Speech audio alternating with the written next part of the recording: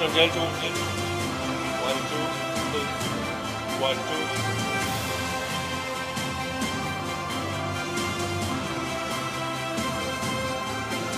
One. Anak ko, kapag 1, 2, 1, 2.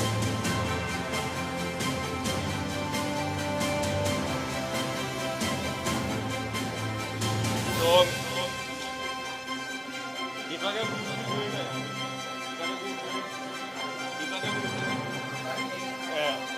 jago 1, 2, 1, 2.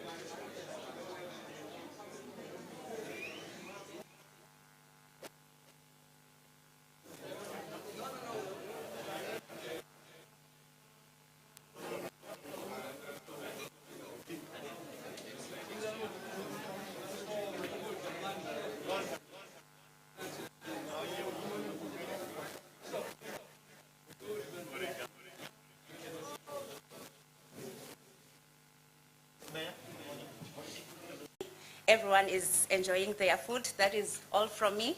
Enjoy and welcome to our hotel. Thank you.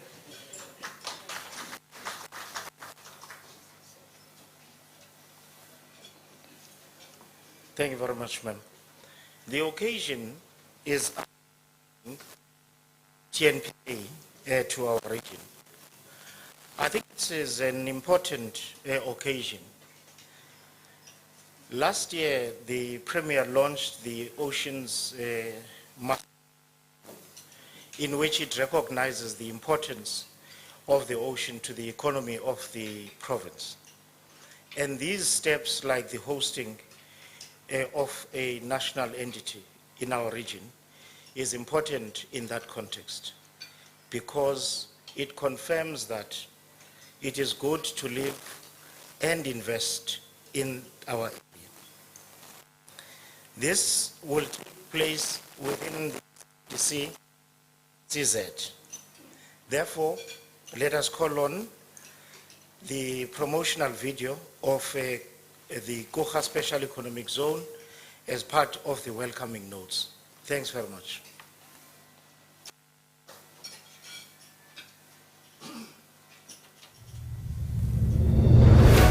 The world-class Guga Special Economic Zone, or SEZ, is the right place for your business at the right time for strategic investment in the Eastern Cape and Africa, and the right choice to be on the cutting edge of future economic developments aligned to government policy, the Industrial Policy Action Plan and Special Economic Zone Act. Managed by the Guga Development Corporation, the Guga SEZ is situated in bustling Nelson Mandela Bay Metro, adjacent to the deep water port of Guga, and only 15 minutes from the port of Port Elizabeth. Equipped to handle all commodities, bulk, general and container cargo, it's the only SEZ in South Africa with 2 well-equipped ports which form the gateway to global accessibility, trade and investment. These ports are critical for imports and exports for the Nelson Mandela Bay Metro and are utilized by, among others, the automotive sector including Isuzu and Volkswagen South Africa to export parts and vehicles to world markets, making Kucha SEZ a gateway to Africa and world markets.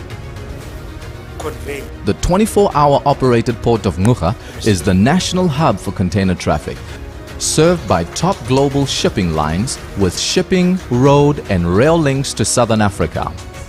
It is a logical and viable destination at the crossroads of east-west trade routes. The port boasts 7 berths, 4 containers, 2 dry bulks and a liquid bulk in counting. This has made possible the CDC's expansion into several exciting sectors in the country. This massive 9,003 hectare Kucha SEZ is furnished with 14 sector-specific zones which are ready for the development of logistics, metals, chemicals, automotive, both renewable and conventional energy, agro-processing and aquaculture, trade solutions, training and development, business process outsourcing and maritime sectors. All small, medium, large and mega industrial developments are welcome. After 20 years of existence in 2019, the Kucha SEZ has earned no fewer than 20 prestigious national and international accolades, including the prestigious DTI's South Africa's Investor of the Year 2019 award. Its global reach makes Kucha the leading SEZ in Africa, with private sector investment in excess of 11.5 billion rand. It is currently home to 45 local and international investors representing 9.5 billion rand in foreign direct investment. With the inclusion of the Nelson Mandela Bay Logistics Park in Utne, adjacent to Volkswagen South Africa, the Kucha SEZ has created a staggering 7,815 operational jobs. This number is increasing every year. Value proposition. The Kucha SEZ offers tenants a host of benefits including world-class infrastructure, major rail and road connections to the region and to trying to redevelop this great city, as well as the long-spoken South and Southern Africa, purpose-built points to which investors can easily connect, giving tenants pre-allotted land, linked to roads, electricity and water supplies. The plug-and-play model which enables it to both attract and retain investors, assistance in applying for various governmental and municipal incentives, including sector-specific incentives, assistance with visa applications, work and study permits and applications for municipal services, full human resource support including recruitment, training and labor relations, facilitation of environmental approvals and license requirements, world-class support systems such as the Geographic Information System for optimal plant positioning, customs control areas in the logistics and automotive zones, and in-house expertise in delivering infrastructure projects of all sizes on budget and on time. Also on offer are some of the most affordable rates for developed and zoned industrial land in Africa. National and progress in all the sectors, and I've mentioned, and also the automotive one. Just to mention, some of you may know, we to assist the Gauteng government to deliver an automotive project through the Tshwane Automotive SEZ. Now, some may think, why are you developing a competing location? It's not competing. We're in one country.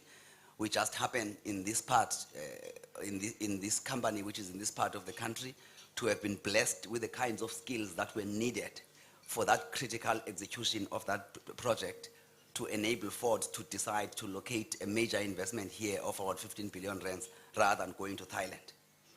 So therefore, I meant because it has got its own significant impact on this city with the development of a proposed corridor, because Ford would prefer to export the cars through the port of Port Elizabeth because of the efficiencies of that. And therefore, it's very, very important when you think about the economy, you think about things.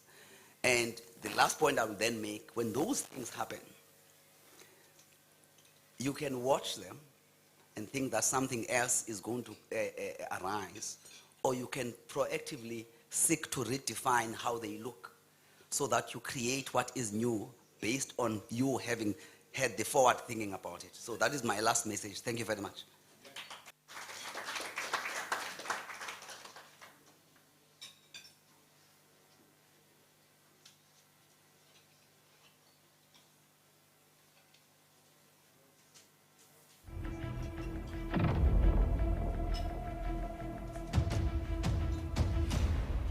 欢迎你们加入伊丽莎白港，也欢迎你们加入我们库哈工业区的大家庭。 Welcome to relocate to PE and welcome to joining Kuha family. We would like to welcome TNPA to Nelson Mandela Bay. As Nelson Mandela Bay Business Chamber, the largest business chamber in the Eastern Cape, it's a great honor and privilege for us to reach out, to welcome you, Before and we to work get to the with message you from as you move TNPA, into Mr. our Nico region. Walters. One Kili Transnet in Nelson Mandela Bay. I want to say, take this time What and is say required to of us as TNPA. citizens? Because part of the questioning should be, is it an issue of location? Because if it is an issue of location, there is nothing that is going to emerge out of it.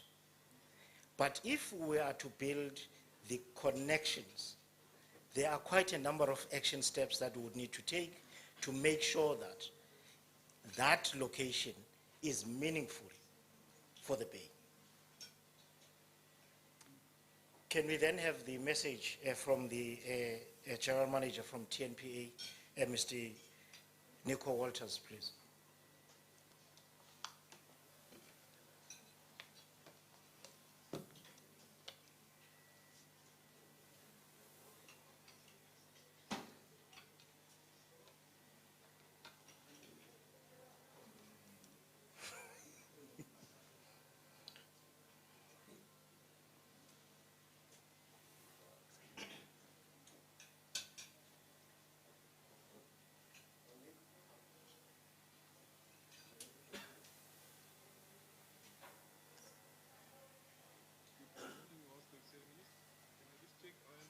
So that everybody can hear me? Yes. Thank you so much. The Executive Mayor of the Nelson Mandela Bay, Councillor Ngaba Banga, the Deputy Executive Mayor of Nelson Mandela Bay, Councillor Tsunono Buyeye, the Speaker of the Council of Nelson Mandela Bay, Councillor Uyelwa Mafaya, the Member of the Mayoral Committee of Nelson Mandela Bay, Councillor Siasanga Sijadu, the Chairperson of Safika Holdings, Mr. Saki Makuzoma, in his absence, the President of the South African Black IT Forum, Mr. Motse Mfu, the Chairperson of the Eastern Cape Maritime Sector, Mr. Unati Sonti, the Chairperson of the Nelson Mandela Bay Tourism, Mr. Sean van Eck, the Chairperson of the Mandela Bay Development Agency Board, Mrs. Mandlakazi Skefile, Chairperson of NAFCOC in Nelson Mandela Bay, Mr. Mpilu Ndlaleni, the President of the Nelson Mandela Bay Business Chamber, Dr. Andrew Muir, the Acting City Manager of the Nelson Mandela Municipality, Mr. Mandla George, the CEO of the Kuha Development Corporation, Mr. Kwezi Tia, leaders from the various faith and civil society organizations, all other distinguished guests, viewers across online platforms, all protocols observed. Thank you for the opportunity to address you. And let me just first start off by apologizing for my Chief Executive, Mr. Pepe Selinga, who has been asked to attend another meeting. And also my apologies for not being there in person today. I do believe that today is a significant thank you for the opportunity to address you. So as part of Transnet's ongoing cost-saving and efficiency initiatives, TNPA is consolidating its various corporate offices, which is currently situated in Johannesburg and in Durban, and that will be at the Imendi Administration Building at the Port of Nuga. Relocation of the head office of any large organization is a significant business decision that is preceded by a number of serious strategic considerations. The relocation of a Seaport Authority's head office from a landlocked city closer to operation ensures that TNPA serves its customers at the point of execution, whilst bringing about savings of approximately R5 million annually from lease agreements that we would not look at the two locations. Yet, reiterating that the strategic decision for the head office of TNPA to locate to one of South Africa's ports dates back probably about 10 years ago, and the reason why it was not implemented reasons are really unrelated to the interest of the port and its customers. The Imendi building is 10,000 square meters in size. It was completed in 2017 at the cost of 255 million. That is currently underutilized and has the opportunity to significantly deliver cost savings for us. The building is currently being reconfigured into a layout that will be suitable for accommodating NPA head office, and there is currently also a consultation process with both labor and staff. As you will be aware, TNPA operations are spread in 3 coastal regions, which is the Eastern Cape, the Western Cape, and KwaZulu-Natal. The Eastern Cape is centrally located and hosts 3 of our 8 commercial ports, being the Port of East London, Port Elizabeth, and Nuga. We see the consolidation of TNPA in the Eastern Cape as an important contributor to the revival of the province's economy. Among other things, TNPA's facilities in Port Elizabeth have contributed to record citrus exports in the past year. And as Kwesi has spoken about earlier, there are encouraging growth in the export of motor vehicles from the port of Port Elizabeth. If we just pause and look at the Eastern Cape, the Eastern Cape plays an integral role in facilitating whilst growing and developing the economy of the province. The ports, the 3 ports that I've mentioned, must continue to provide efficient, cost-effective port services to a number of sectors in the South African economy. There are also exciting developments across the 3 ports which will continue to provide opportunities to grow, expand, and provide economic opportunities for the region. At the Port of Nuga, we are partnering with an implementing agent to fast-track the construction of the new tank farm, and the process of relocating the Port Elizabeth tank farm and the manganese to the Port of Nuga has committed, and that places us also in a very good position to start planning for the waterfront at the Port of Port Elizabeth and the transition to a clean port once both these facilities have been removed. In addition, and Kwesi spoke about it earlier as well, as also announced by our president recently, the rail corridor from Gauteng is being extended to enable the export of vehicles to port. And that is also a crucial move from our perspective to get more traffic onto rail and to provide an integrated logistics solution that will position the Port of Port Elizabeth as a gateway for the Gauteng-based OEMs and also as a premier automotive hub and a flexible multi-cargo port.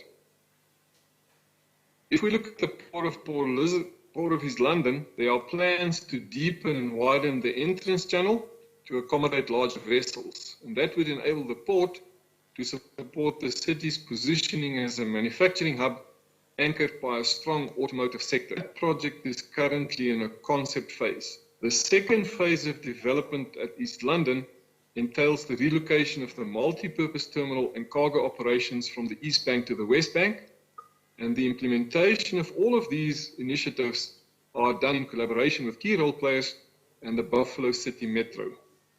In closing, I think it's important to emphasize that the relocation of the head office will not in any way impact on stakeholder relationships at both a national level and a port level. The head office plays a strategic role It will continue to play that role whilst engaging all of our stakeholders across all the national platforms, as in the ports in the region will continue to function as operational delivery platforms. The relationships between the port stakeholders and their customers will continue undisturbed. With that, I thank you.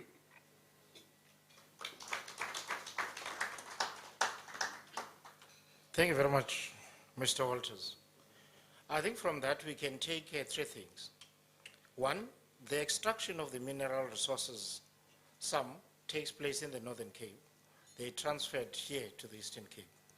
So we support the primary sector, but there's a need for us to be able to build both on the secondary as well as the tertiary sector, such as tourism and related. So it is not merely about the location of the port, but it is the strategic activities that take place and surround the relocation. As we are going to call on Mr. Sondi, after him we'll then play the video messages from the other stakeholders. Because Mr. Sondi, we have you in person, let's start with you. Thanks very much.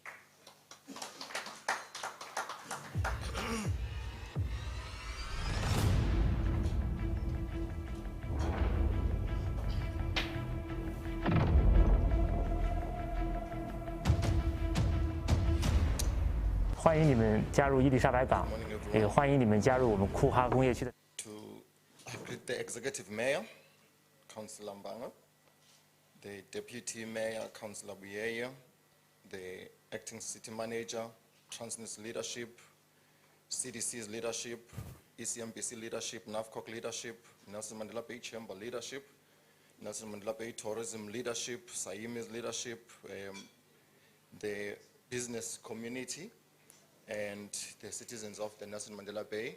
I greet you all this wonderful morning, and I also greet the religious, fraternity community. I greet you, Pastor.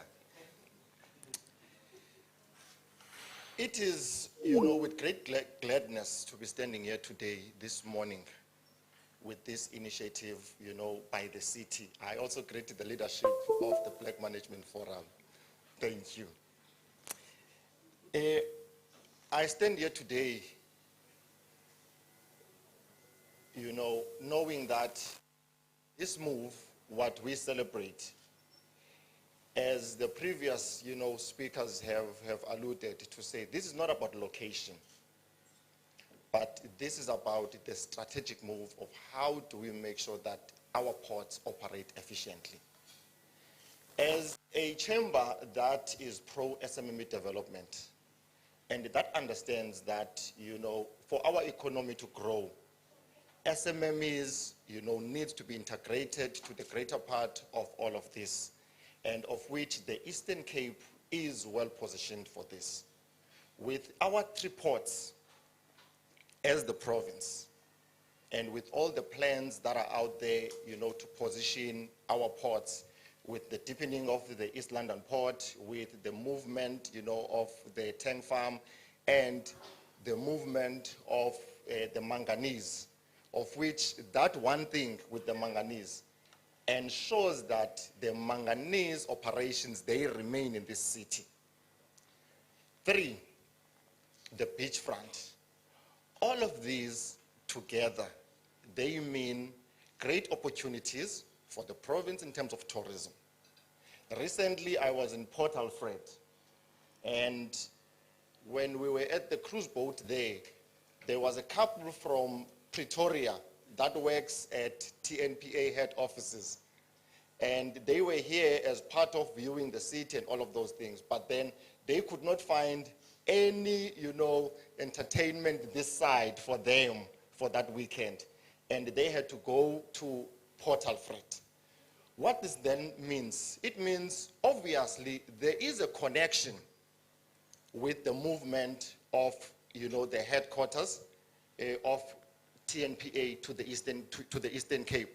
And I'm saying the Eastern Cape particularly because even though the location would be the Port of Ngqura, Port Elizabeth, but then it means everyone in the province begins to benefit. And not only the province, but nationally.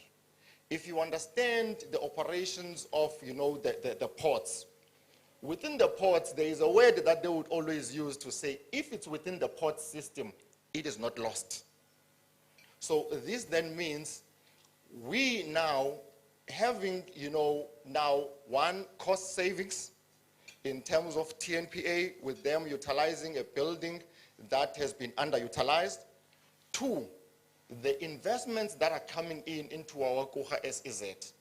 This would then bridge that gap and position, the Nelson Mandela Bay and position CDC as really, the Africa's top SEZ with this movement. But outside of that, we should then look at how does the greater, community benefit from this. We are talking about 430 people, plus minus 430 people that will be coming into the city. And these people, one, because of where they were from, it depends which province they are coming from. Those that are coming from KZN, those that are coming from, Gauteng province, in terms of the lifestyle activities that they are used to. It means then, Sis Mandlakazi, in terms of tourism, we need then to be talking, as the province, as to what is it that we do, from the city and up to, Port St. John's or Port Edward. What are some of the integrated activities that we could be doing together to make sure that these people, they don't feel lost when they arrive into this city? The growth of the NCT, the realizing of the transshipment hub goal and that vision. This is that time now. Because if you have headquarters of the TNPA closer to where port activities are taking place, it is then now we would be able, all of this, if you follow what goes on in the port consultative, meetings, there's always issues of our ports underspending. And that becomes a problem, because that means if our ports underspend, it means there is no real oversight. But then it would mean right now, the headquarters will be there. They would be able now to see all these problems. The cargo owners, the ship owners have been complaining about the turnaround times and all those things. We would not be, the leadership will not be looking at these things on the news now. They will be now seeing from those windows, from the Mendy building, to say there is, a congestion there at the entrance. So how do we all come together and work, and fix these things? So we, all of us, we should not make this about the Eastern Cape. This is a national agenda.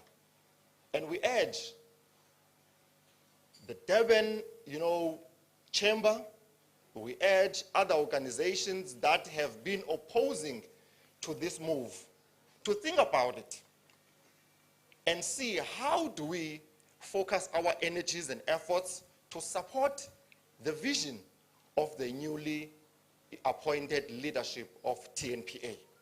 Because if we focus our energies on making sure that TNPA performs according to their KPIs and implements the programs that they are supposed, to implement for the development. Remember, currently, we are faced with a challenge. There are developments happening in Namibia, next door. We are one of the biggest automotive, hubs in the continent. And if developments happen in Namibia, if ports of, Mauritius, they begin to implement, efficient operations more than us, it would mean even for the deals with Ford, whether Isuzu, even with the bike, that we have here, all of those would not make sense. But if our ports operate efficiently, then it would mean the developments that are happening in all the other African countries that pose a threat to our port systems would now be addressed. This is also a time that we look at the skills development. Our province, with its 3 ports, in terms of the blue economy, maritime activities, we lack a lot of skills. There aren't many awarenesses out there about the careers within this space.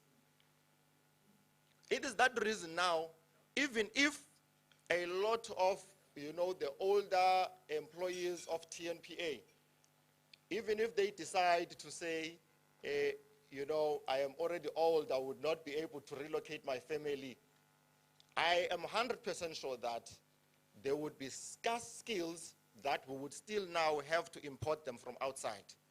But if we prepare ourselves now, as the city, Mayor, we need to be robust in terms of looking at what are some of the things that we have, what are the action items in terms of the SAMIC 2016 resolutions, of which that took place here. What are some of those resolutions in terms of the port systems, in terms of our maritime activities? What is it that is there on Operation Pakisa that has not been implemented yet? We look at, and try to redo the mistakes of the past. We missed a great opportunity as this city with regards to Operation Pakisa. And now we have an opportunity as the province to rectify that. We missed an opportunity many years ago. Mayor, we have a serious threat with regards to manganese. You see what was on the news the other day with the truckers complaining in Makman about the manganese trucks and all of those things. That poses a threat to your city. Because if that continues, we might lose that. And that means we are losing jobs. We are losing a greater economic activity. So we need to address that and make sure that we address those challenges. And this would be an opportunity now to engage easier. In the past, it has been difficult to engage with the TNPA business development managers because the one is based in Durban and one is based in Parktown. So you would have to now, and also for TNPA, it has been a headache in terms of them trying to meet and organizing. So there's been a lot of spending with flights, going from one city to another. But now all of them will be under one roof, and we'll be able to address these things. The manganese alone, if we make sure we keep that, and if we make sure that TNPA commits that manganese goes nowhere, and manganese remains one of the key activities that can create a lot of jobs and that can stimulate the economic activities in this city. Because that means there would be truck owners from the SMME community, warehousing for storage. Those are the opportunities that are there. So if, Executive Mayor, we are not doing any awareness around the port activities, around the maritime, around even looking at the Eastern Cape Maritime Master Plan. What are the activities that are there that talks to the province? And that also links to TNPA's movement to this city. We have now a great opportunity to address these things. And if we do not realize that, this would be an opportunity missed. Many years ago, we lost an opportunity when, this now was way back, when there was the building of the rail infrastructure. Port Elizabeth City then was given an opportunity to build a corridor between Port Elizabeth, in terms of rail, with the Northern Cape. And we did not do that. Cape Town took that opportunity. And if right now we don't see this as a greater opportunity, we would miss yet another great opportunity that would mean great disaster for the city and for the province. In closing, we welcome this decision and we welcome TNPA into our shores. And we hope that our stakeholder relations will be strengthened now even more. And we hope that all of us can be able to come together and sit under one roof and see how do we maximize this opportunity. It cannot be about the Nelson Mandela Bay, the Eastern Cape Maritime Business Chamber. It cannot be about only the Nelson Mandela Bay Business Chamber or the maritime clusters. But this should be, how do we make sure that our economy grows? And coming together in collaborative efforts, this opportunity would bring and yield great results for the city and for the province. Executive Mayor and Deputy Mayor, now it is in your hands. We should not be sitting down and strategizing and doing a 3-month strategy and all of those things. Tomorrow, we should be on the streets and making awareness. Why is this thing important for the city and for the province? We should be going out there and saying, what are the opportunities there? What are the career opportunities? What are some of the things that could, assist the next generation in terms of understanding this system? In all of the state organs, there's a struggle.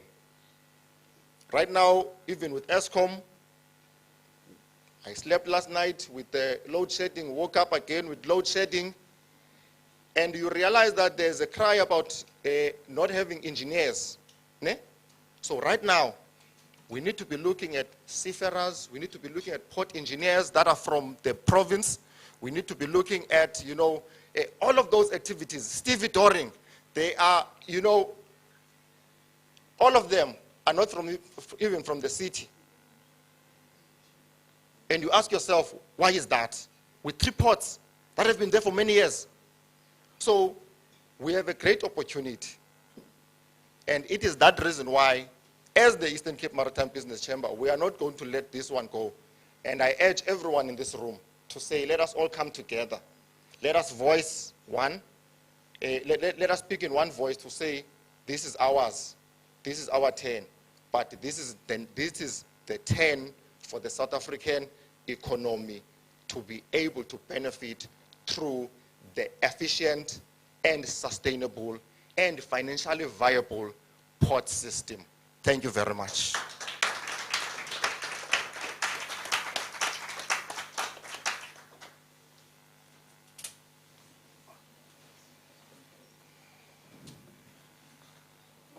Mr. Sondi, thank you very much. If you're in church, you would have had a humming and a hymn.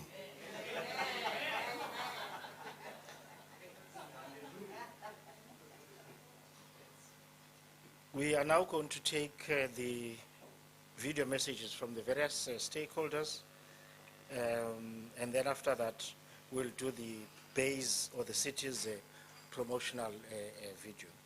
In the interim, we welcome Mr. Christian Martin, one of the local leaders, to the occasion. Welcome, sir.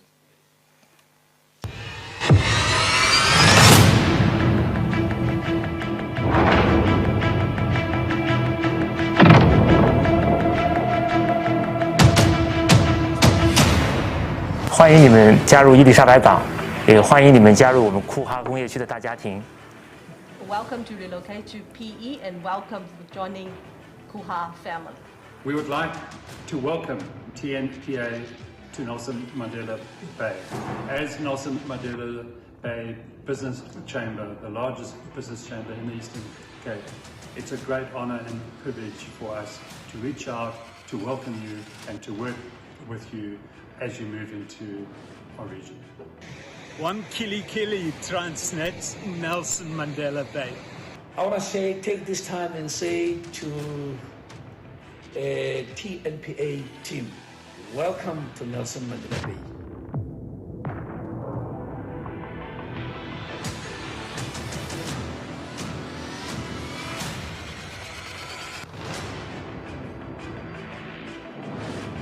我觉得这个搬迁，有几个方面吧，一个就是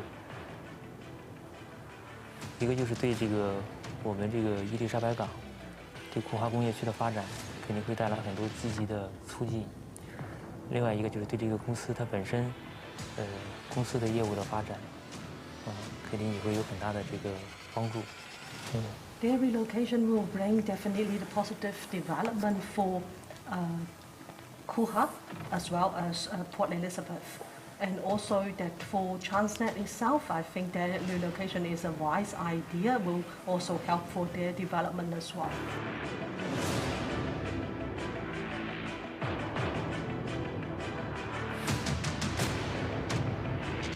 We were elated. We're delighted to welcome TNPA. It's a huge move forward for our bay and the region of Eastern Cape as a whole. This is the first national agency that will base its head office in our region, and it has chosen our bay to do that. The catalytic impact of that on various other industries and sectors we know will be huge, but also I think it will encourage other organizations to think of moving their headquarters to the Bay. And so we're very excited about working as close as we can with TNPA.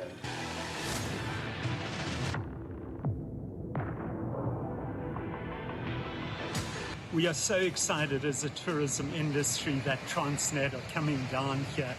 Just the people coming down for business meetings, not only filling our spaces, but also going back and telling people what a wonderful place it is to go on holiday. And I think for the Transnet people, we've got something as well. This is the best lifestyle you'll find in South Africa. So we look forward to sharing that with them.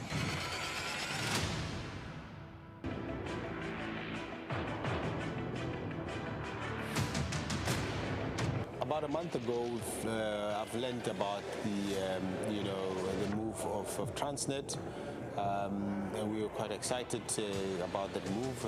Basically, it will generate quite a lot of interest in terms of economical active, population of the area, and we're quite looking forward to hosting and partnering with them. As we know that we quite a value-adding business at the Nelson Mandela Bay. Of Nelson Mandela hereby welcome the great this move. This is a very progressive and historic move, as we have seen a major economic and social changes that will happen in our bay. Also, as you all know, that NAFCOP is a sector-based organization. We know that most of our sectors are going to benefit in this great move.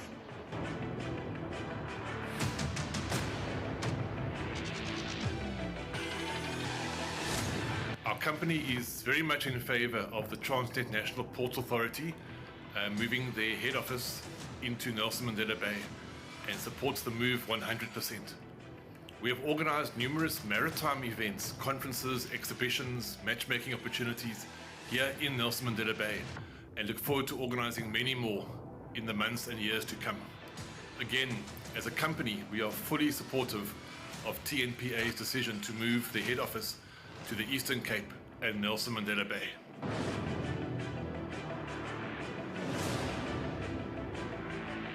Welcome to Nelson Mandela Bay, Transnet. So good to have you. To the Transnet team from the boardwalk, we're saying you are more than welcome to the Bay. Lovely city, so-called friendly city, and we're looking forward to hosting you.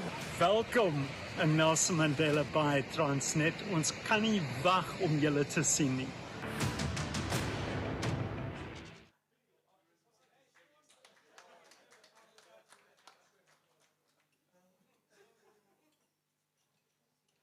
Sean, there's no greater excitement than that one.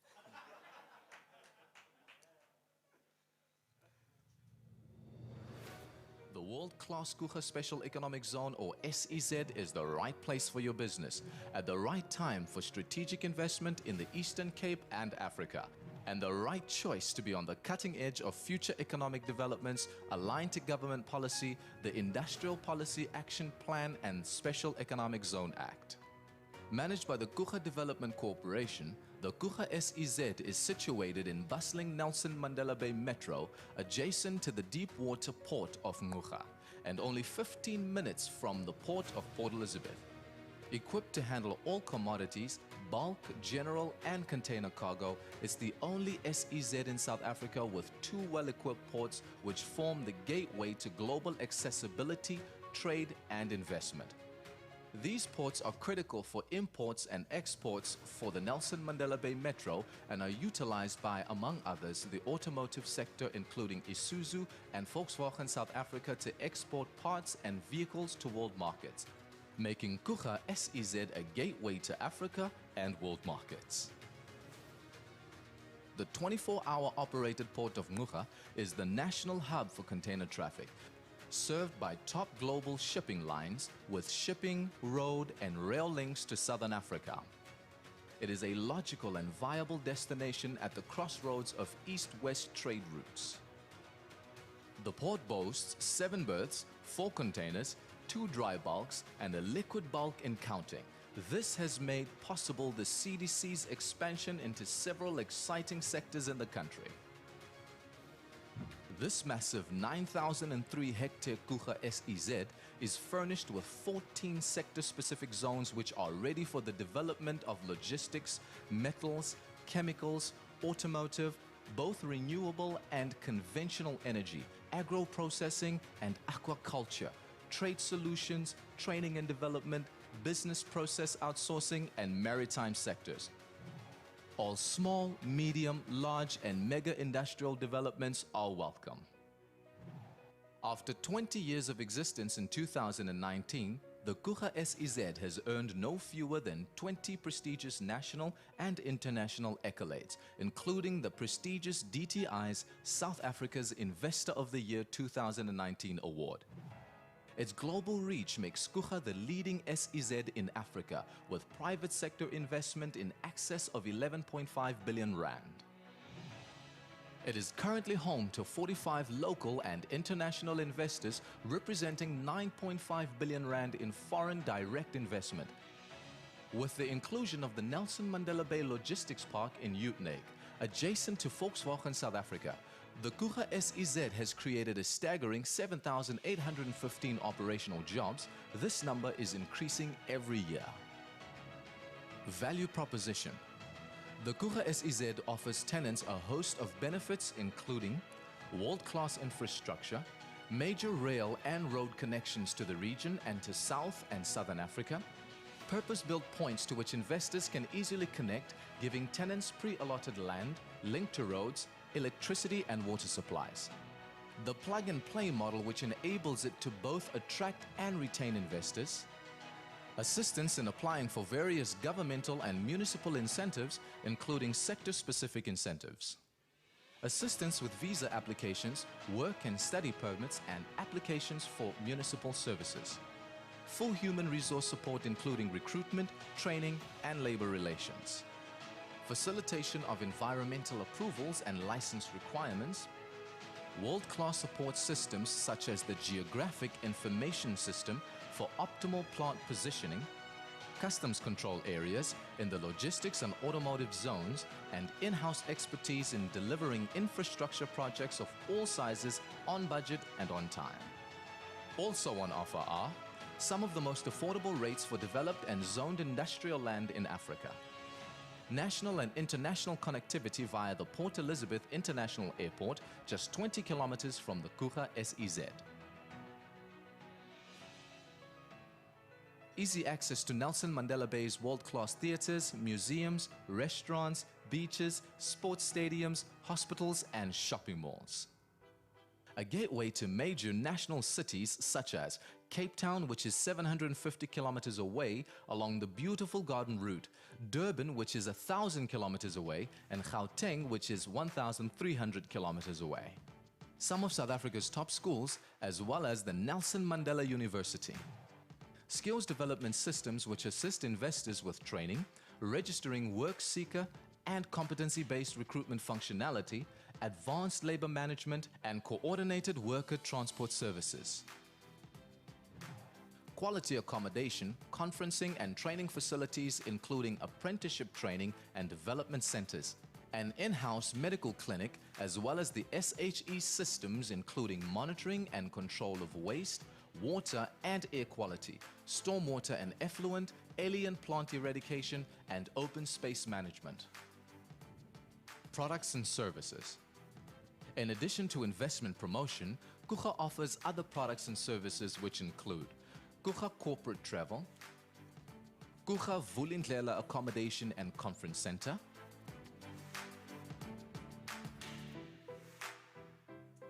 Kucha Human Capital Solutions,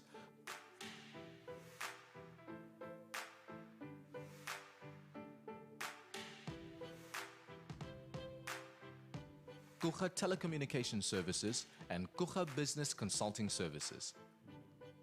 In line with its diversification strategy, Kucha has established non-SEZ project management services, which makes it the infrastructure implementing agent of choice in South Africa.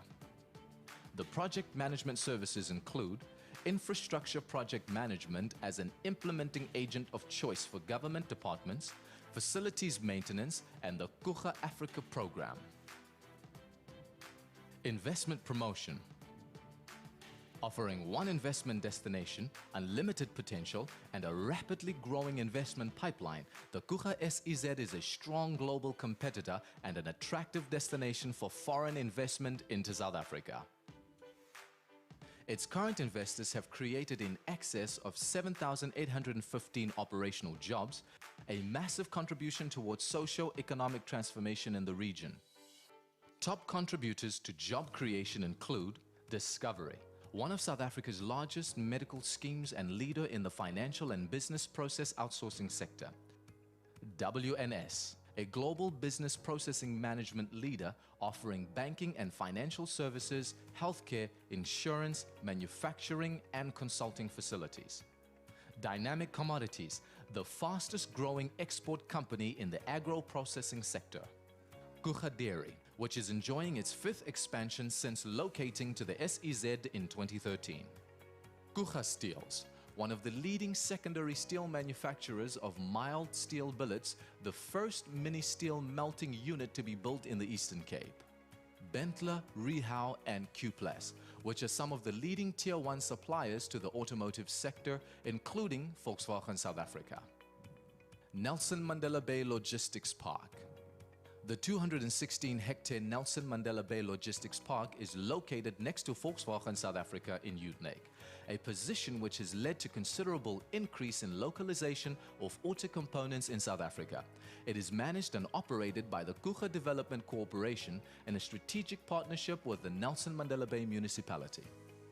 This world-class, modern logistics park provides infrastructure and services, reduces costs and boosts the competitive edge of suppliers to the automotive manufacturing industry.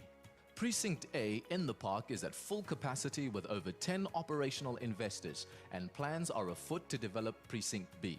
The park holds in excess of 600 million rands worth of private sector investment.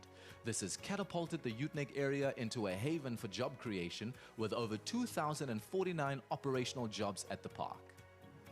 Project management services. The non-SEZ programs are critical for the sustainability of the CDC. Harnessing more than 2 decades experience in mega and complex infrastructure projects, the CDC has embarked on a large infrastructure development program in the Eastern Cape and across South Africa. This makes the CDC a preferred implementing agent of choice.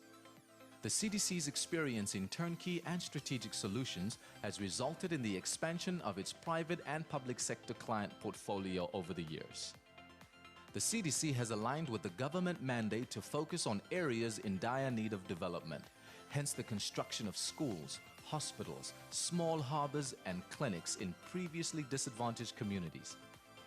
These projects have led to formal training and skills development, as well as employment for more than 120,000 South Africans, making real impact to improving the socio-economic status of our people.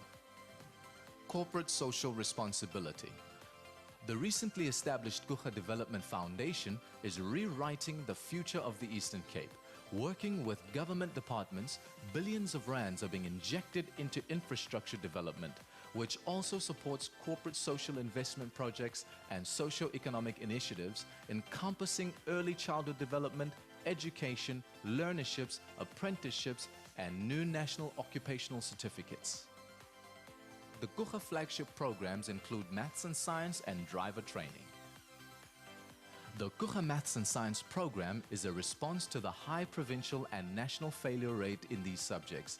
It provides a second chance for matriculants from previously disadvantaged communities, giving them access to higher education.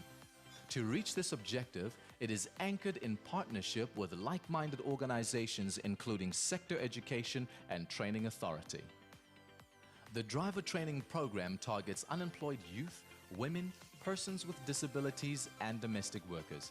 It provides driver's license training for codes 8, 10, and 14 applicants and includes an innovative learning model and cutting-edge driver simulated training. Through strategic partnerships and organizational specialization, the Gucha SEZ is driving regional industrial development, diversifying and expanding industrial bases, and creating employment. Since its inception 20 years ago, the CDC has become one of Africa's leading and most successful SEZs and one of the biggest drivers of job creation and development in the Eastern Cape economy, which has led the World Bank to select Gucha as one of the 7 examples of success out of thousands of SEZs around the world. Ala ala Gucha.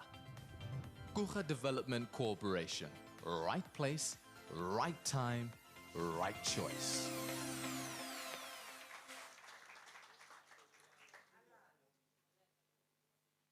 The CDC will not complain today, they got a double dose. Some of the points raised by Unati referred to skills development. As Saimi, on the 24th of February, we launched a website called Dive In.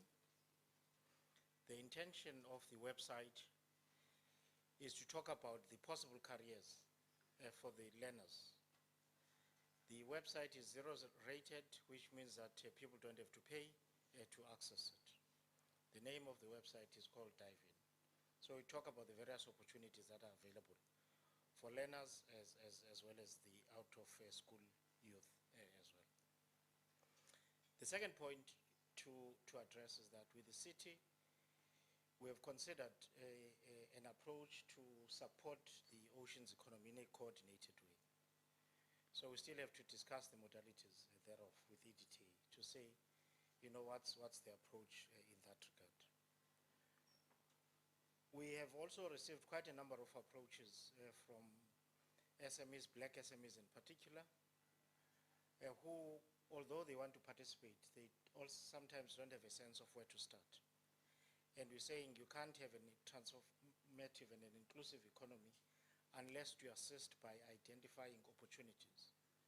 Therefore, part of what is critical is the mapping of the value chains, so that those that have got an interest at least have a starting point. They know where and who to engage in this regard. So there are quite a number of other developments that are in the pipeline. We are now getting ready for the keynote address by the Executive Mayor.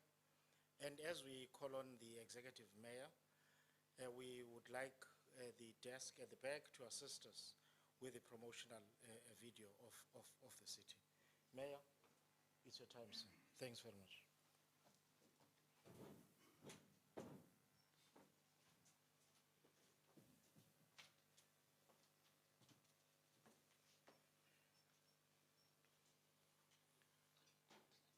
Delete it.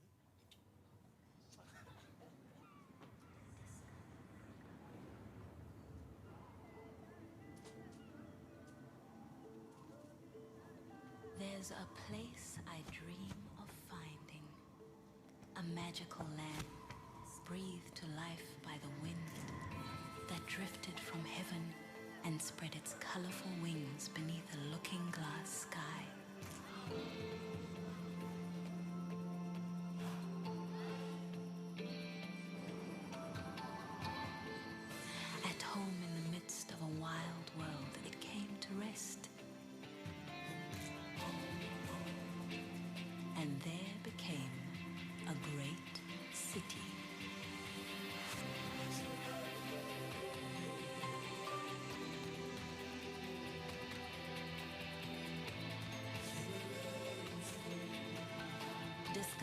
place where smiling playmates ride rolling bits of blue and carve rainbows through fresh salt air.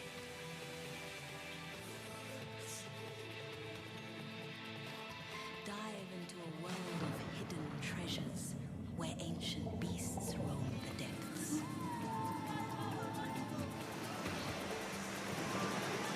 And the shadows of the Big Seven sweep silently past gasps of wonder. Hear the heartbeat of a land that grew its own heroes and made their names great as it claimed its freedom. Feel the textures of a cultural canvas splashed across smiling faces in a place where fantasies come alive and you always catch the big one. Sample the tastes of the sea's best cuisine as the city lights dance to the chant of a culture's drum. Feel the rush of a wild and wonderful wind that blends dreams with reality, where moonshine reigns over views of where our world began, and the night lasts as long as you wish to follow it. This is a place where the days never cease to share their warmth. As spirited warriors battle face to face on the road to great victories. Among piles of gold dust that reach to the clouds, standing tall amongst their keepers, you are always king of your castle. And if your kingdom falls, you can always build another one. Tomorrow. Discover a place where smiles are contagious, directions are shown, not given, and friends don't need to be imagined.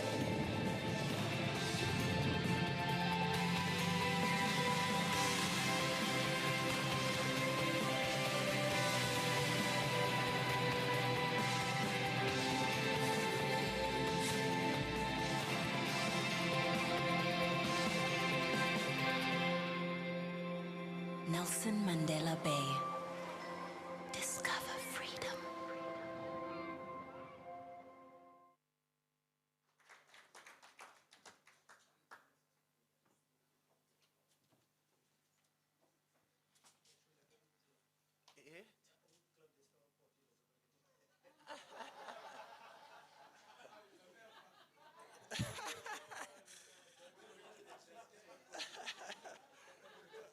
I think that's a very nice welcoming for Transnet. The Deputy Executive Mayor, Mr. Tsonono Puyeye, the Speaker of Council in her absence, Transnet representatives, the maritime sector and the organized business, our civil society leaders that are here today, the relevant entities and institutions, including the university, members of the public that are connected here today on a live stream. I greet you on behalf of the Nelson Mandela residents, the 1.3 residents in Nelson Mandela. I must say I'm honored to be standing here today to be welcoming a giant institution in this region of Nelson Mandela and a staff component that will be landing into our city as part of our family. And I must say that as we do that, we are not welcoming Transnet in Nelson Mandela. We're welcoming Transnet into our region and into our province.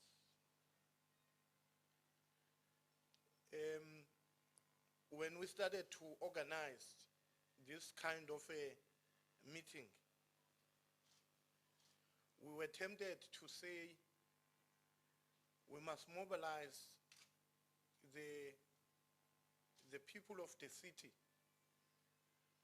to fight back on the approach that the stakeholders in Durban and the lobby group in Durban was doing. But in conversation, we decided that we should not take that approach.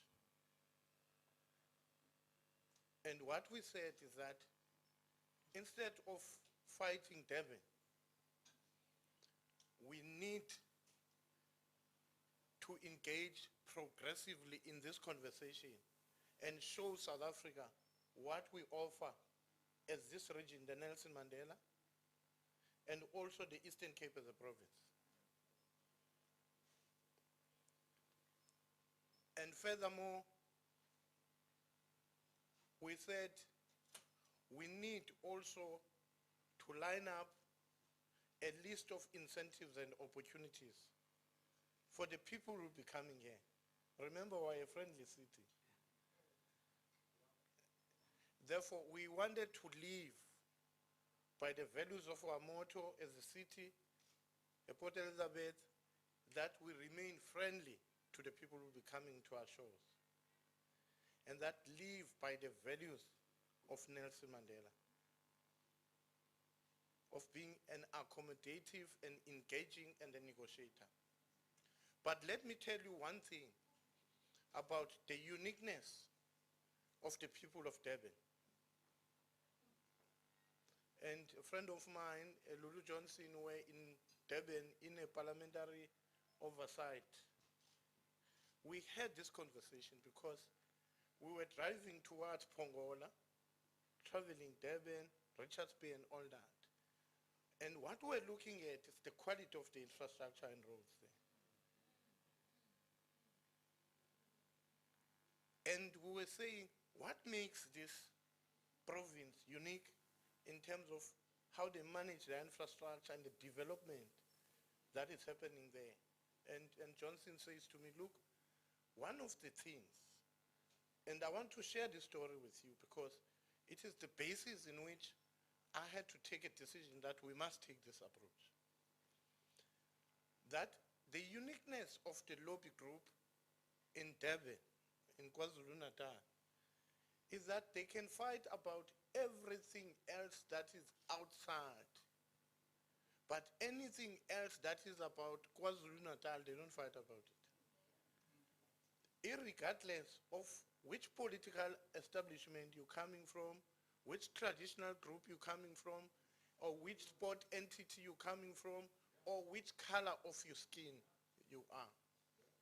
They club together, as they have done here today, as a scrum, and speak in one voice. And if you look into their lobby group, is that they don't engage as the blacks there, the colored there, the Indian there. They have a group of social cohesion for a united voice of people across society and bring people together and speak on behalf of the growth of that province. Then I said, why should we fight them? And I must say to you, in a conversation with myself and the Premier, we had a very progressive discussion about the same concept. That the challenge of the Eastern Cape has always been a silo-based engagement. The East is doing that there, the West, the central part is doing that. To an extent, there was even a thinking that abangapaya, abakaya ngapaya, okwezi basuka ngapha, baza ngapha. And even our cell phone, we go that side, they say ngabangapha amapaya, you know, bakwazi nothetha nesixhosa. And by the way, there is a historical context in that, because our province is amongst those who were divided into 3 or 4 regions by the Bandustan, and which were structured deliberately to be divided as a unit. And our thinking have always continued like that. Now, we took a decision and said, let's bring people together. Because this opportunity of Transnet, you might think that it was just an opportunity to inject growth and business into our region and to our province. But it was a unifying point for all of us.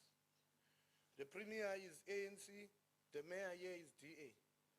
And we said, let's leave the DA-ANC thing and look into what is important for the people. And we have this conversation and say, let's welcome this initiative to inject growth in the Eastern Cape. And not only look at this as the PE and talk about a regional economy, because there should be a connection on what is happening in this part and what is happening in East London. Because there's a temptation that Nelson Mandela and East London must compete. And those, as Transnet was coming here, and they were arguing in the Likhotla that, but why East London? And we said, let's have the conversation about how do you use this major exporting port and deep water port to complement the activities and the economic activities in Buffalo City, rather than fighting and competing. Because we can build the Eastern Cape economy using these nodes. Nelson Mandela, Ngukha, and also Buffalo City, including Port St. John's.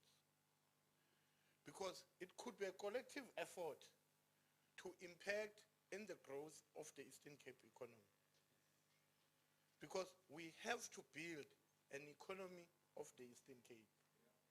When the Premier says the Eastern Cape we want, we need to envision that Eastern Cape we want together. Therefore, that's why I invited you today as this diverse group of people, the church, the business, civil society, CDC, everybody, to send one message and one message only, that we need to build an Eastern Cape leadership. An Eastern Cape leadership, many people think that when we talk about leadership of the Eastern Cape, or a Nelson Mandela leadership, we talk about the mayor. And I think we must move away from that, because those are some of the reasons that makes that a vision that we table like this vision. When a mayor who was pushing a vision, the general asked me yesterday there, I said, don't attach a vision, because it's gone. A vision of the city, and you extend it beyond, because it should not be a vision of government. It should be a vision of the people of the city.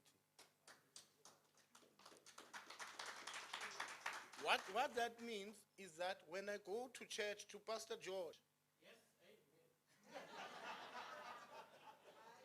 and we engage in prayer and preaching, what will be teaching the people in church about the vision of the city? Not the vision imposed to the people. You go to CDC, what is the vision of the city? Over Okwes, Notemba, they speak about the vision of the city. You go to tourism, there is a vision of the city. You go to the vision of the city. Now, whether the leader is there or not, the vision remains, because it's the vision of the people. Therefore, that's why we have to build the leadership of the city, not the leader of the city. that leadership of the city. And we are welcoming Transnet and the people that will be coming here for them to understand that whether or not the wheels of the city hall have collapsed, but the leadership of the city have not collapsed.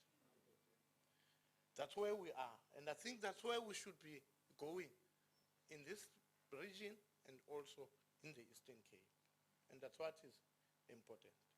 And we're welcoming all our people here to come because we are a better city. Because now we have what? The leadership of the city, not the leader of the city. Therefore, when they arrive in our shores, they are going to get a city with a very beautiful infrastructure. This is the most beautiful, friendly, beautiful architecture of and heritage that we have, that was built in time by different generations. Different generations of people. The architecture, the structures we have built by very strong foundation. Because our history of colonization, it's what we celebrate most of the time. The posture that we put here, buildings we show, proudly show, and what we offer, they are part of our heritage. The colonizer that built these cities. Let's take Duncan, as you have shown Duncan, and take the city wall. The colonizer built that structure, but we celebrate. I always say to Martin, I'm going to have a discussion with him later. But opposite to Victoria, there's Vusilemini Square. And then I can turn here around and say, do you know what? This is Vusilemini, our liberator. The comparison is there, is placed, history, proven, a diverse history. Therefore, we have a choice in South Africa to erase one part for our children not to understand. Therefore, as we build the project for social cohesion, we must celebrate the architecture we have. We have the city wall of a colonizer. We have the Mendi, it's a reflection of a democratic South Africa. It's South Africa that moves forward. And I want to raise this to you because we must take a leaf from the lessons of the DRC. If I remind you that the DRC was colonized by Belgium,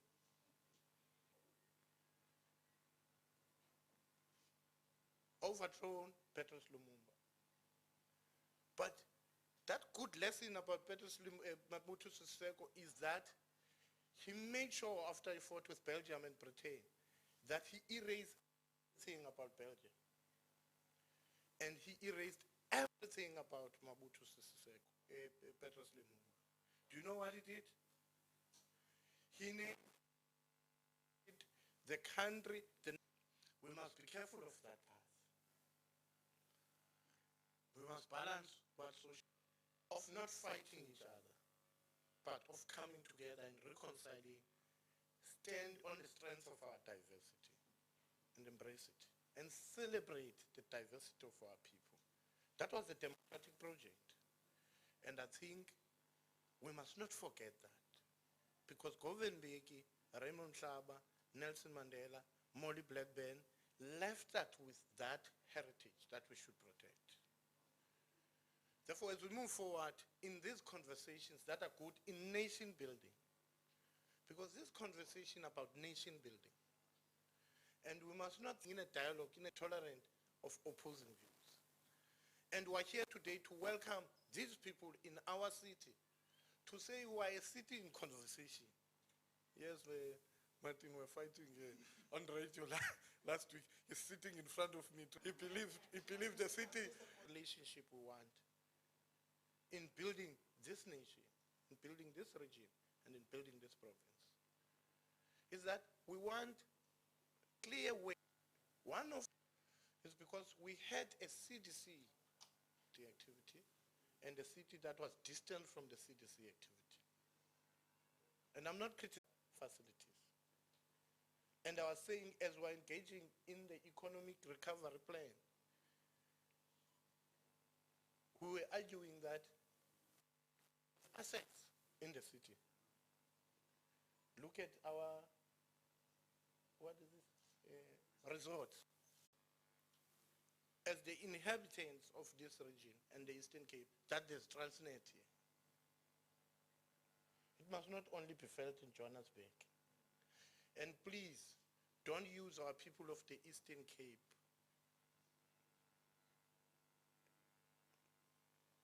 for breadcrumbs. And we've been receiving breadcrumbs for investments that are happening in our region and in our province. And we've not built millionaires. I have friends throughout the country, but I've been in Limpopo. Look at how they've turned Venda. In 2005, I went to Venda. It was a rural community. Today, it's a center. But how do we have all this big investment here in our shores, but we do not see economic change in the lives of our people? Therefore, I want to challenge you that this time around, as we saying we welcome investment, but we want to welcome our investment in order for us to see change in the impact and the lives of our people and building a local economy. These transactions should mean something to our people. Lastly, let's go and build our capacity. See, Mandela, that when we talk about business, we talk about people grow in business. It's wrong. It's people who sell work. You give him a tender, he sells the work.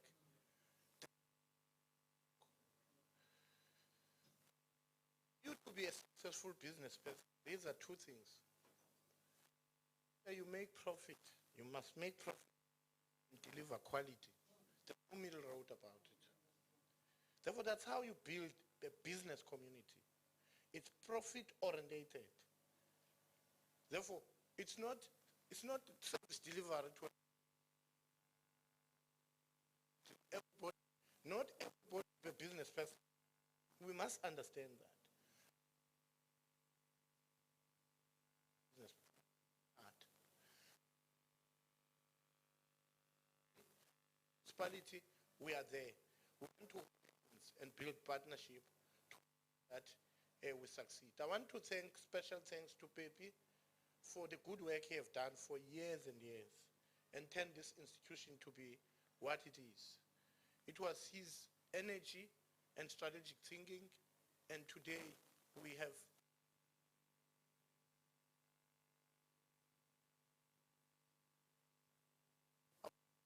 people who've been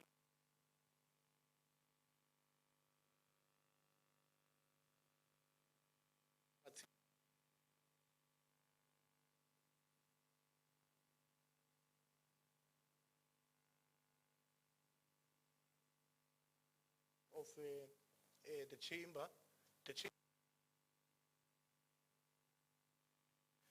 We have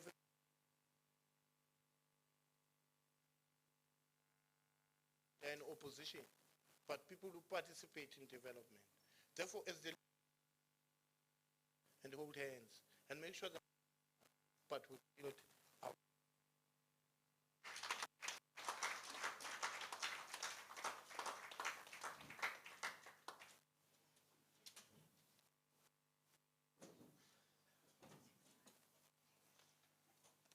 Thanks very much, Mayor. Let's translate the words into action. Now,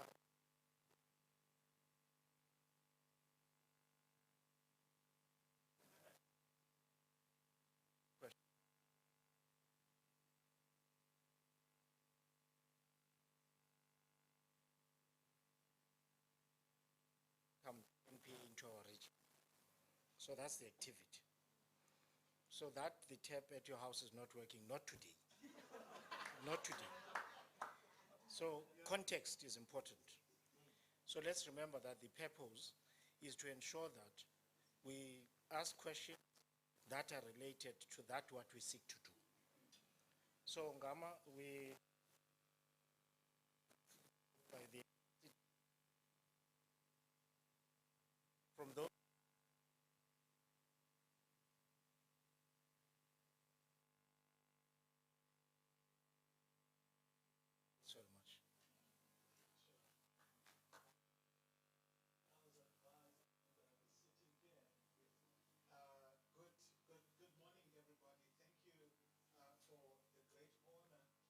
this morning to be here and witness is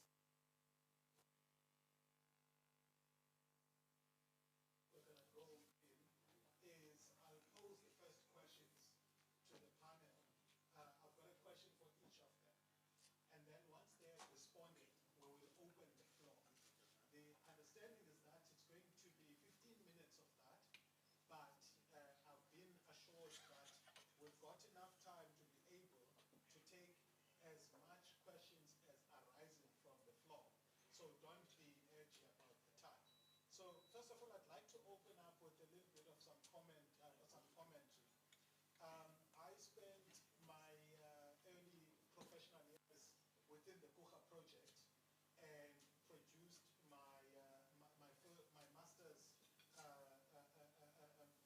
looking at the process of the implementation of the Kucha project. And Mr. Mayor, I want to come to you because what was a broad finding of the speaker, but I commend the fact that you have not come and you are panicking and wanting to get rid of what could be defined as political opponents.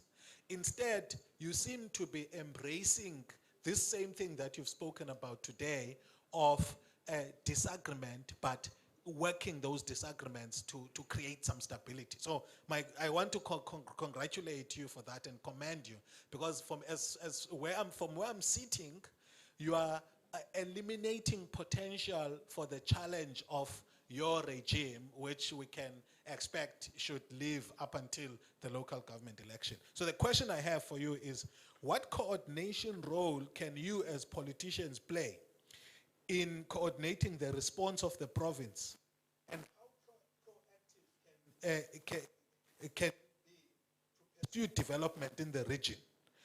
How are you improving the political environment so that municipal heads, be they political or administrative, are focused less on internal fights but enable development?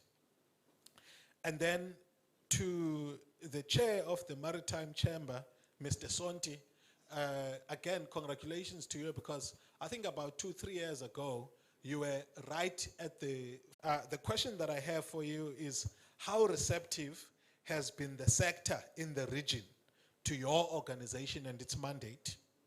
And what's being done to improve relations and ensure greater transformation in the sector? And then to Mr. Walters, I think this is a bold step that you've taken, especially considering that as early as 1990, Africa prioritizes export-oriented industrialization and therefore wants to focus on development along the coast. I mean, if you think about it, between the entire Cape, from the Western Cape all the way to beginning of Umtamvuna River and KZN, is combined close to just under 2,000 kilometers of a coastline.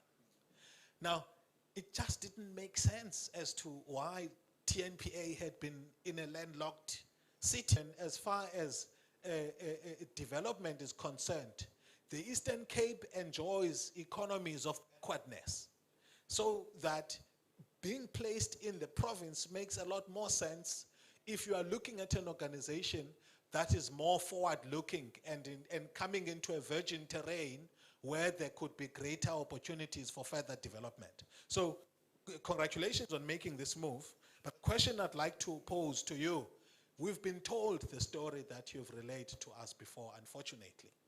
The developments in the Port of East London have been coming now since the Eliteni coal project in Queenstown. So we were told as early as 2016 that development would start in East London. And then when it comes to the Port of Ngquxa and Port of Port Elizabeth, I saw one person comment when I tweeted this exciting message you've given us. One person tweeted, they have been saying that thing about the movement of the tank farm when I was still in high school. So can you give us timelines for the relocation of the tank farm, the developments at the port east of Gqeberha, Mr. Mayor, and the Port of London. And can you share with us what the financial values of those investments are? And then, or even if it's just a ballpark estimate of what the total investment is going to be.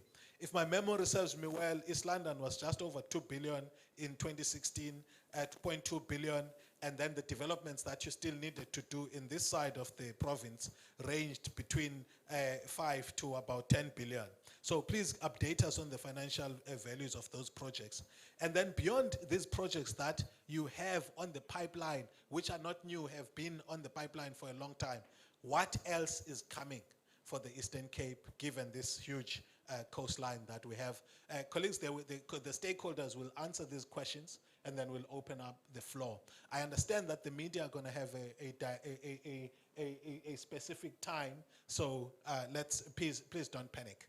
I'm going to hand over now to the panelists to answer the questions. Thank you.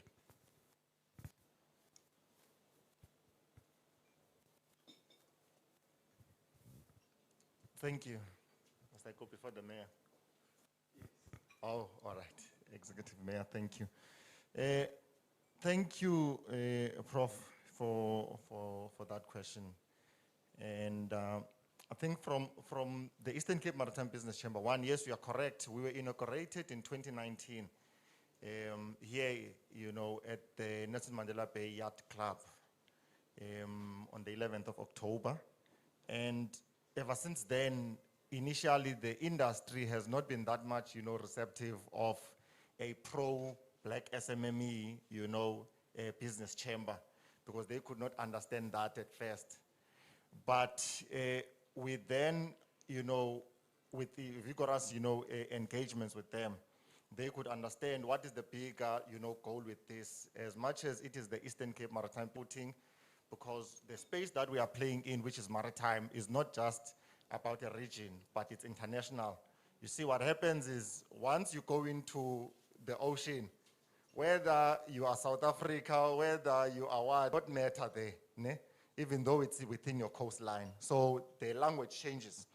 So at first, there was at least a resistance, but then we have engaged to a point that one, we are on the port consultative committees, and part of the things that we can pride ourselves in terms of showing our intentions for the industry is we had put in even proposals, even with the port regulator in terms of the port fees, that right now from the 1st of April, we are happy to pronounce to say as part of the port regulators' record of decision, there is a reduction of port fees in terms of the licensing fees by 30%. Even though we had wanted 50% for SMMEs, but then right now they are saying 30% for everyone. So that shows you that there is something that we are doing. And we have also, established relations with all the key stakeholders within, the space of maritime to say, let us all sit together and work around what is a plan, to develop the maritime activities to realize the blue economy vision for the Eastern Cape. So in that regard, Mr. Mtimka, there is something that we are doing, and we believe with the programs that we have. Last year, during the lockdowns, we initiated what is called the Maritime 101 sessions. And in those Maritime 101 sessions, it was information sharing in terms of what is happening, what could be done, and it's an integration between industry experts, university graduates, and those that are working within the government activities. And that you seem to be muted.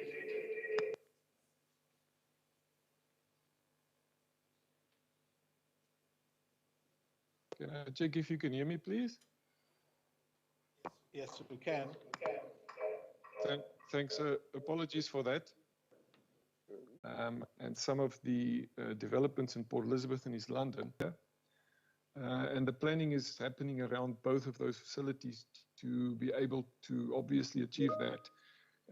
Financial values at this point in time, the financial values are being discussed in terms of the tank farm that we're working with the implementing agent. And obviously manganese will relocate from the port of Port Elizabeth to the port of Nuga. And that would be sort of a fairly straightforward kind of move from the one port to the other, with the requirement that we obviously have to take the manganese into the port of Nuga. Other developments that are coming up is obviously the waterfront in the port of Port Elizabeth that we've spoken about, and one of the longer-term initiatives, in addition to the port of Nuga, we also have earmarked the port of Richards. I must appreciate this commitment from Transnet that says, look, by the end of the year, the manganese tanks will be removed. And it's a huge commitment. And I think Transnet will be our neighbor now. We won't need to go to Durban or Pretoria. I'll just walk to come and say, when therefore we'll make them accountable for those actions. But I must also say, because remember, we welcome Transnet here, that growing our economy, whilst waterfront is important, it should not be the only anchor driver for our economy. The city, as I've said, we need to revision our thinking as a city for a long-term basis and say, what do we want to do to make our city as an economic driver for the Eastern Cape? Therefore, we'll do that. We have a number of projects that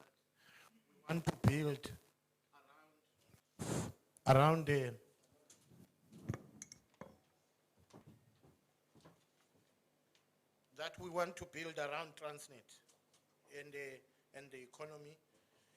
We'll do that. Remember, I said we're welcoming Transnet, and I want to share this story that the people from Transnet must also understand that we have better schools here. And not only here, but next door in Bramstown, your St. Andrews and all that, in East London. That's why it was not a mistake what you saw, that people from Transnet were in Port Alfred. Because our thinking is that we should, when we talk about the regional economy and the connectivity we're talking about that. Therefore, PE and Port Alfred cannot be separated too. Nelson Mandela and East London cannot. That's why we had the best these matric exams coming from Pearson. Therefore, to me, it was a confirmation that, and the message that we're sending to people of Transnet, that when you come here, they are best schools. And I received another young boy from Solomon Mahlang in Udny. He got, I think, 8 distinctions. He's going to Stellenbosch, study medicine. It also confirmed that it's not only in the former white communities where we have best schools and best results, but just in Udny, Kwanobutle, we have Solomon Mahlang there.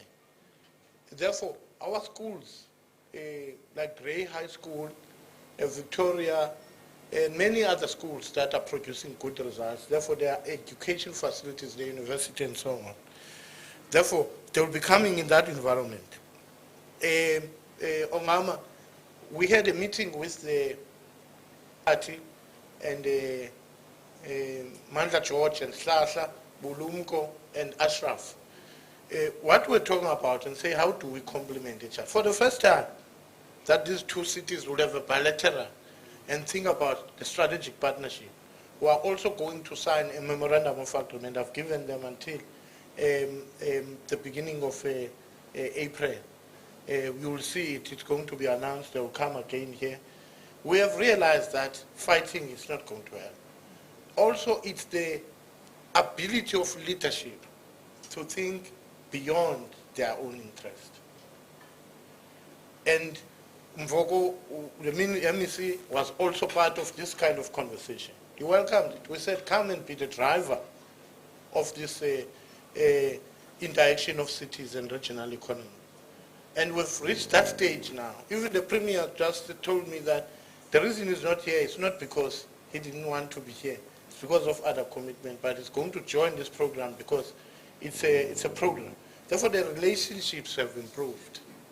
That's why it's so important, in the question you're asking, that we must try our level best to institutionalize whatever we'll be doing.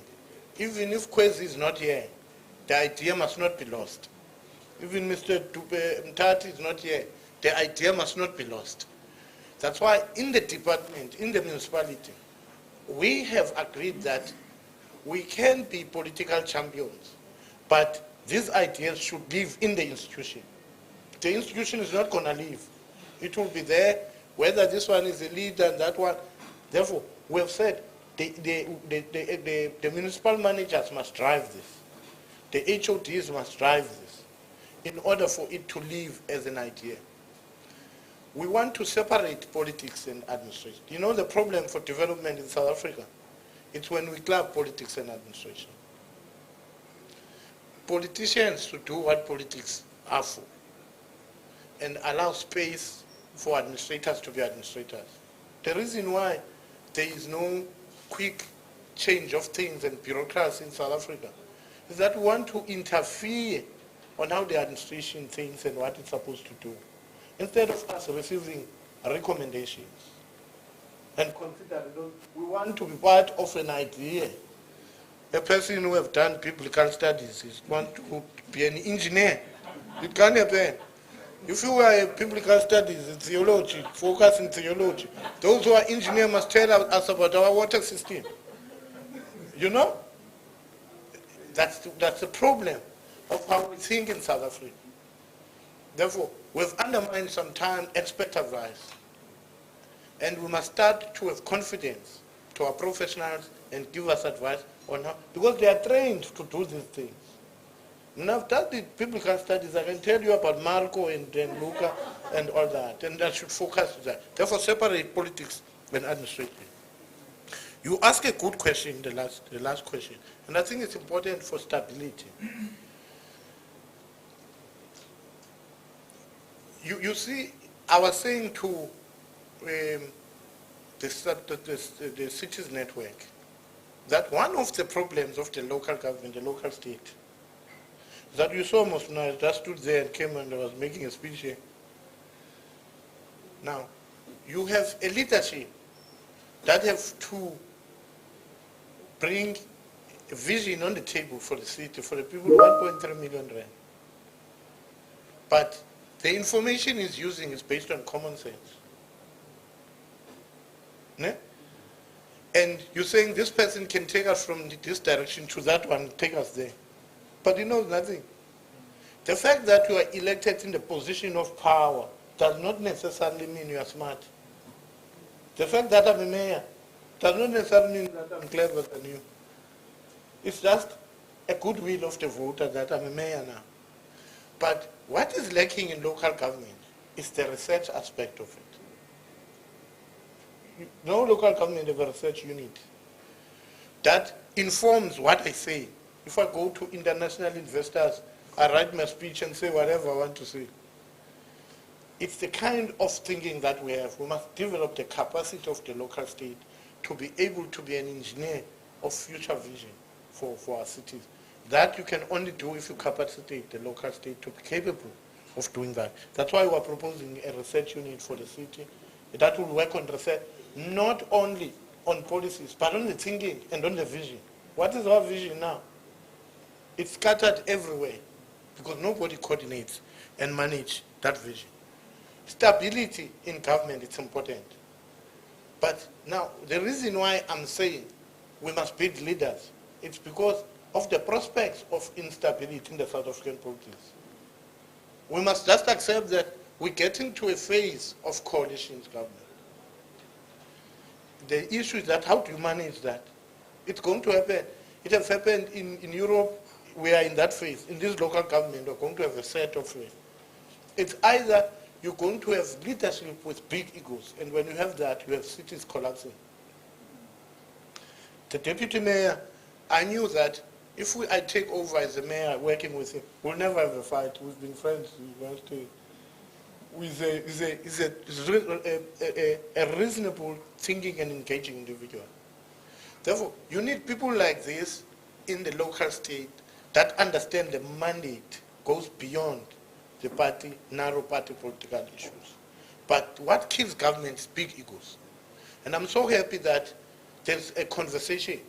In my party, for instance, the DA, started a conversation that we must cross the Rubicon of starting to say the ANC and the DA might have to stop their ego of not wanting to engage in the discussion and say, how the government of the future is going to look 10 years from now.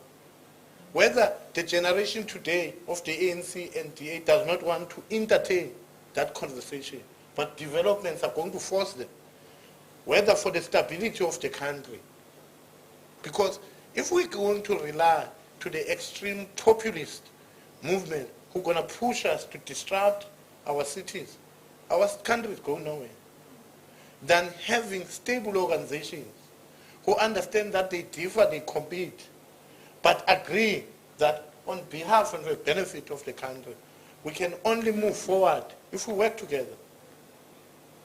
We have seen destruction here in the city. We have seen destruction because of smaller parties and all that, the land invasions and all that, because you have to, before you take a decision, ask somebody to say, I want to invade land. Unless you are that land must be invaded, I'm not going to vote for you. What do you do? And then they say, we'll remove you if you do not accept. People invade land. Now, politics of the future is that organizations who share similar values must come closer. Myself and the deputy mayor, our parties are not extremely indifferent ideologically. When we look into development, we move in the same direction. And I think in the politics of South Africa, I'm happy that the DA and they have started that conversation to say we must move beyond our narrow outlook of what the politics of South Africa might have. You might have a DA-ANC coalition in the national state in 2024. We don't know.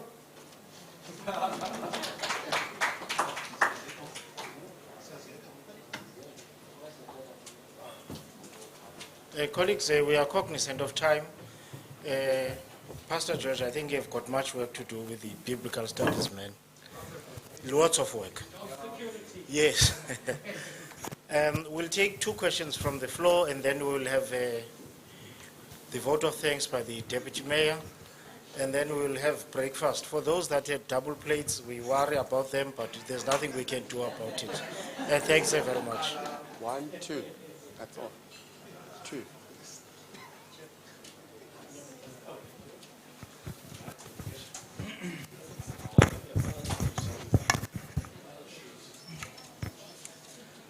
Thank you. Name is Pumla Mkhuhlu from NAFCOC. Greetings to everyone. 3 things that I would like to raise. 1 is a question, and 2 others are suggestions or comments. I'm not sure whether we are still on the path of job creation. In welcoming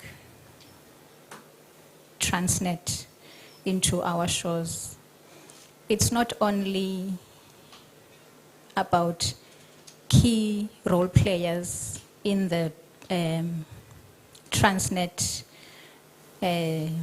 Ports Authority sector, but to make our city viable economically by ensuring that we decolonize the economy. It's so unfortunate that when all these big things come by effect of our historical background being endorsed by our leadership, we find ourselves marginalized. And as technology and all other things move forward, we left in the periphery. Nelson Mandela is an industrial city, has got a budget, a huge budget as a municipality. And the unfortunate part, it doesn't translate to government programs of transforming our economy. And as such, with such huge opportunities coming into our city, you find that let me speak for myself. I'm disheartened because I know the challenges that township economy is facing. And I don't know what is going to be the future of building a sustainable economy in Nelson Mandela Bay with regards to that. Secondly, this is and exciting. It's very exciting as I see the panel that is seated in front of us. They've not aged, see gray hair. So for me, it's promising that innovation and ideas are going to be allowed to flow and to be implemented. I very much am enthusiastic and hopeful. Ongam, I'm going to expose you. I'm going to expose you because a few years back, we started something called Black Industrialist Forum with a great aim of ensuring that after great research, we know we've got minerals to make toothpaste in this region. We wanted to explore those things, but the hostility of leadership, business, government, politics, it doesn't enable this economy to go forward. So we are going to be reviving that project. We are going to be dusting it off. And we are going to go to your office, Mr. Executive Mayor Ngababanga. We're going to be reviving some of the things that we need to drive this economy forward. And as Uput Otwa alluded, that there needs to be engagement. People need to be schooled about what is going to be taking place in the Ports Authority. But be that as it may, I want to entice your thinking into one project that is in my heart. I said decolonize the economy. There's a project that, two projects that I stole the ideas from in Gauteng. One, in ensuring that in townships we have economic vibrancy and reduce crime and capacitate people.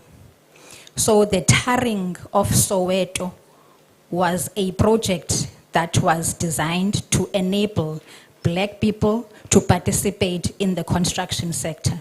So I transformed that into saying that in this metro, we have one giant, which is a tar specialist. So if you want to decolonize, why then don't you use paving blocks to make our township roads so that you spread that budget so that people can participate in that economy? I'm throwing this to you, Mr. Mayor. Sismandla, there was also Gauteng Tourism Board, which was led by Jimin Tintili in Joburg. And deliberately, there was a policy.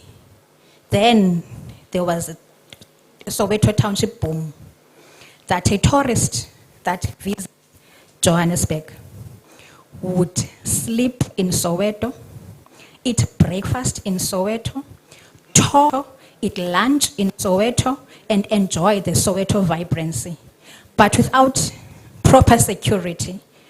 And in this instance, you know what was happening in our townships. So we need to have those paving projects so that people can be busy doing something.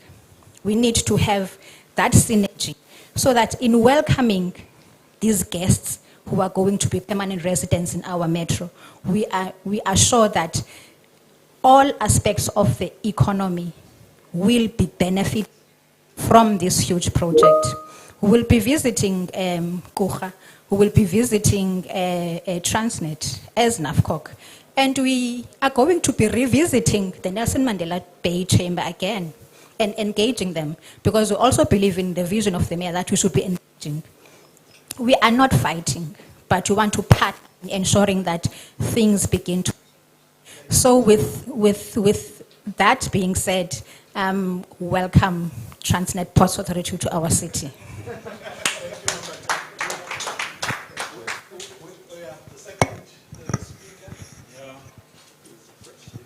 Hey, malibongwe.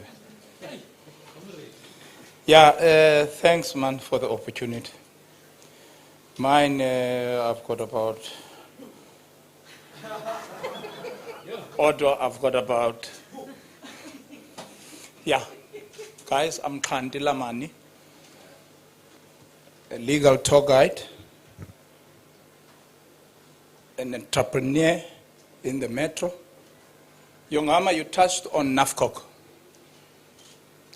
I'm a product of NAFCOC. I benefited from NAFCOC.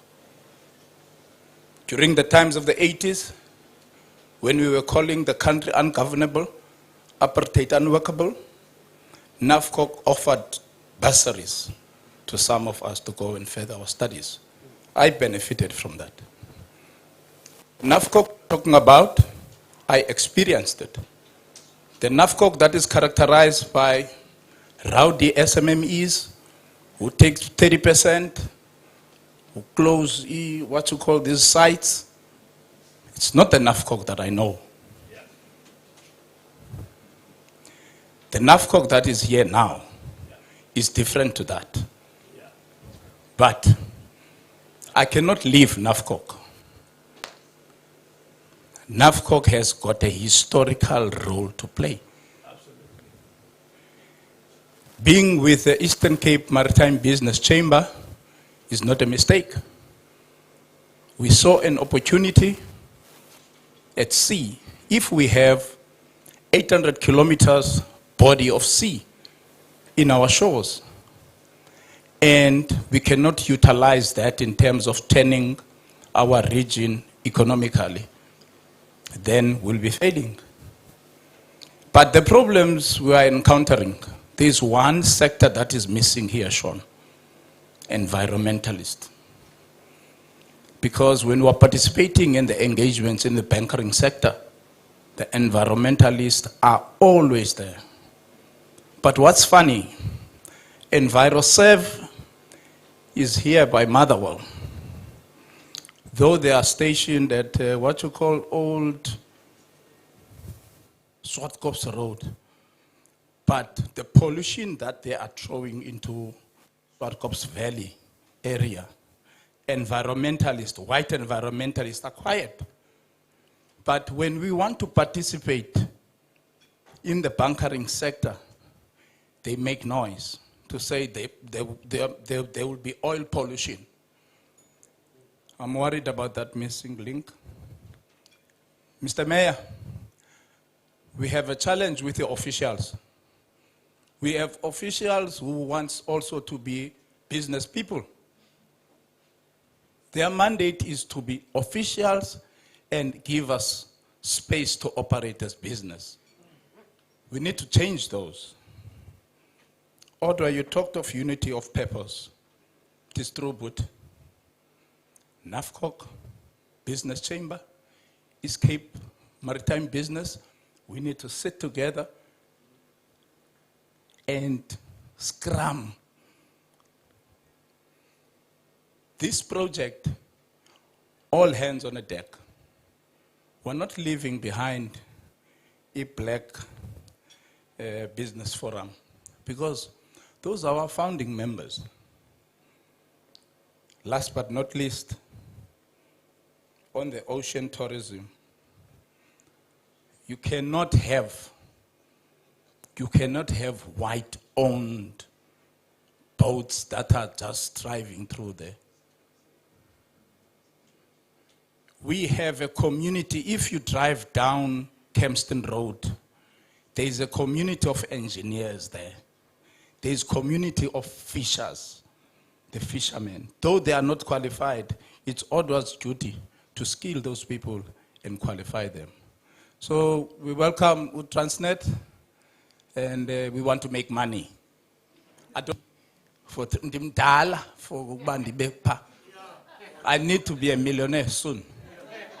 Thank you. Thanks very much. Colleagues, let's take a note of the comments that were made. Let's invite the Deputy Mayor. Before that, perhaps if Mr. Waters is ready to respond to some of the issues that have been raised, we'll allow him that opportunity. But we also want to release you to go and work. Meetings are not work all the time.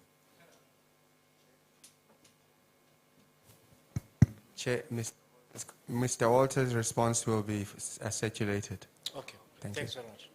Deputy Mayor. Thank you very much, Program Director, Mr. Mtat, and greetings to everyone.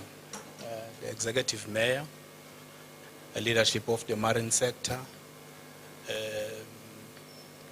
Transnet leadership,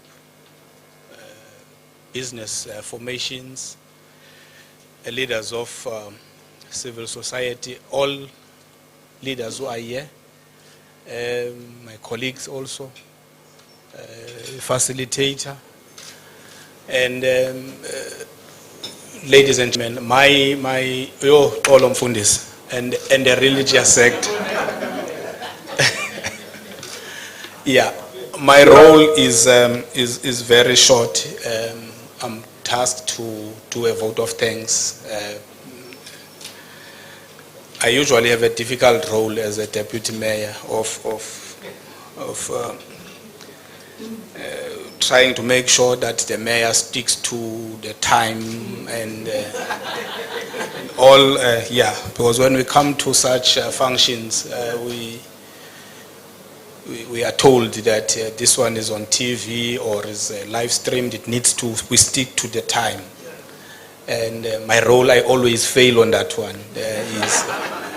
I just can't get him to stick to the times, but I'm not giving up. I'll make sure one of these days that we are on time. I'm looking at the chairs now also, they are beginning to be empty, and the executives are slowly, one by one, leaving us. So let me start by saying it is an exciting moment for the city that we are here today to welcome a TNPA to our shores. And we also, Fundis, need to thank the Almighty that at last the sun is shining on our side as the city of Nelson Mandela Bay. These are exciting times, and that we can fight about the Gqeberha PE issue, but this is one thing that we are all on talking the same language, to say we want to welcome Transnet to our shores.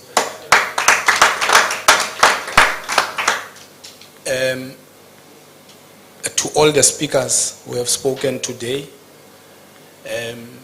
words of inspiration and encouragement. To you, Program Director, Facilitator, everyone, all of you for taking time to be with us today on this occasion. We wish to thank you all. And we will follow up on especially on the later speakers who have spoken about involvement of communities, especially even though there might be, but we will discuss, we will look at the issue, ma'am, around the tarring. We've seen I think there's one road in the location in Johnson Road,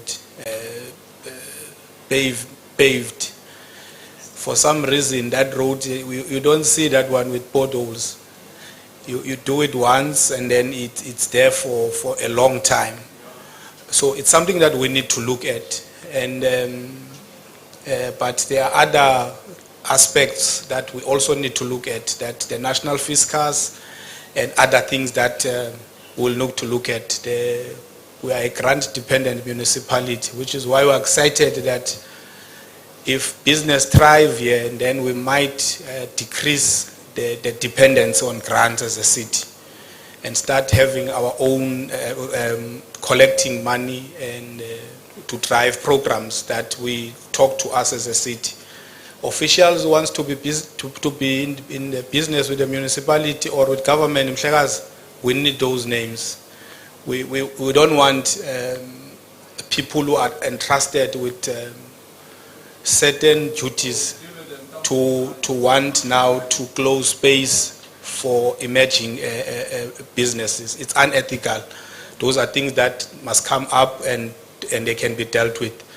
So ladies and gentlemen, thank you very much for attending, and masambeni ke siyosebenza ngoku. Thank you.